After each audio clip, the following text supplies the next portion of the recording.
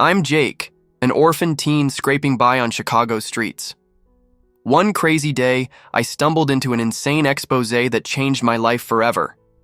How did a nobody like me leave a millionaire speechless with a heart-stopping truth? Stick around. You won't believe what happened next. Life hasn't exactly handed me a silver spoon. My parents died in a car crash when I was 12, leaving me to bounce between foster homes in Chicago. By 17, I was on my own, crashing on friends' couches, picking up odd jobs, delivering food, cleaning storefronts, just to eat. Every day felt like a hustle, dodging sketchy alleys and scraping together enough for a burger. I'd see those shiny skyscrapers downtown, where guys in suits lived lives I could only dream of. The American dream felt more like a cruel joke for a kid like me.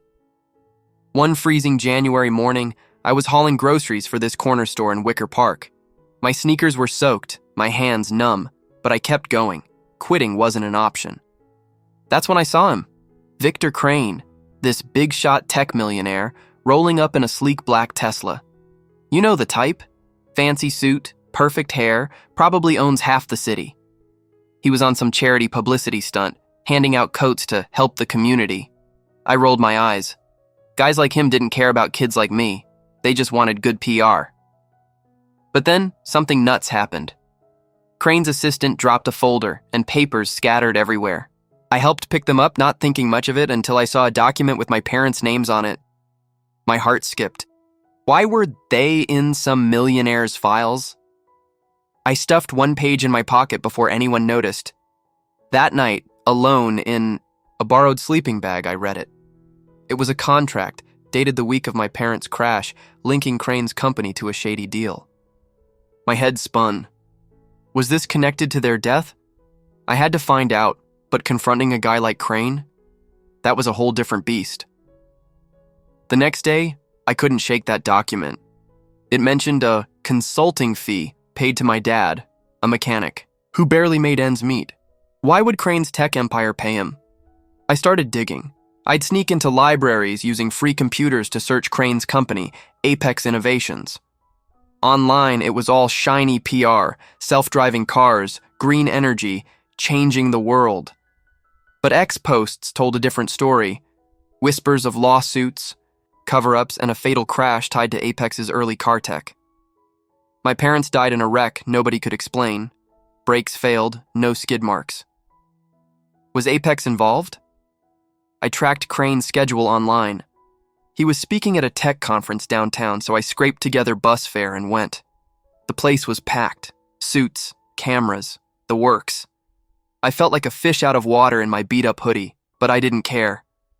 I waited outside, heart pounding, until Crane stepped out for a smoke.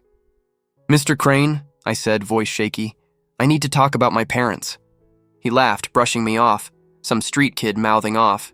But when I mentioned the contract, his face froze. "You don't know what you're messing with, kid," he hissed, then stormed off.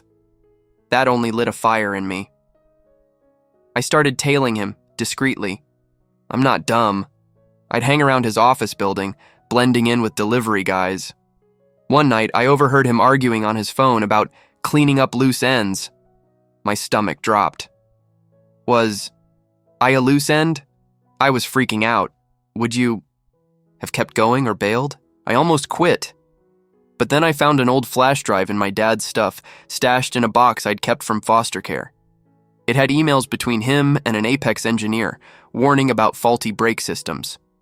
My hands shook as I read. This was it. Proof.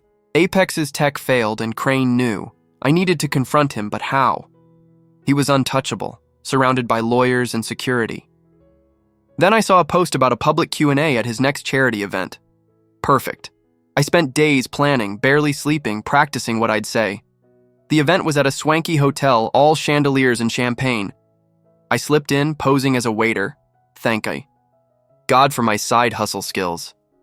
Crane was up there, smiling for the cameras, talking about giving back. My blood boiled. I waited for the Q&A, my heart hammering like it had burst. When they opened the mic, I stepped up, legs like jelly. The room went quiet, all eyes on me. "Mr. Crane," I said, voice cracking, Why did Apex cover up faulty brakes that killed my parents? Gasps rippled through the crowd. I held up the flash drive, my hand shaking. I have proof. Emails. Contracts. You paid my dad to stay quiet, but your tech failed and they died. Crane's face went white, like he'd seen a ghost. He stammered, "That's absurd!" But the crowd was buzzing, phones out, recording. I kept going, my voice louder now.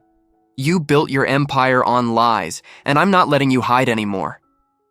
My heart stopped as I saw his security move toward me, but the audience was eating it up, shouting questions. A reporter grabbed the mic, demanding answers. Crane tried to dodge, but the truth was out, and it hit like a freight train.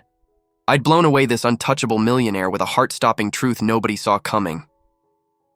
After that night, everything changed. The video of my confrontation went viral. Millions of views overnight. Reporters dug into Apex and lawsuits piled up. Crane stepped down, his empire crumbling. Me? I got justice for my parents, and a lawyer offered to help me pro bono. I'm not rich, but I've got a shot at college now, something I never dreamed of. The American dream isn't dead. It's just a fight sometimes.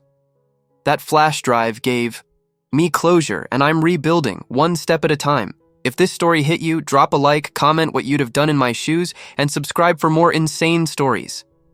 Let's keep exposing the truth together.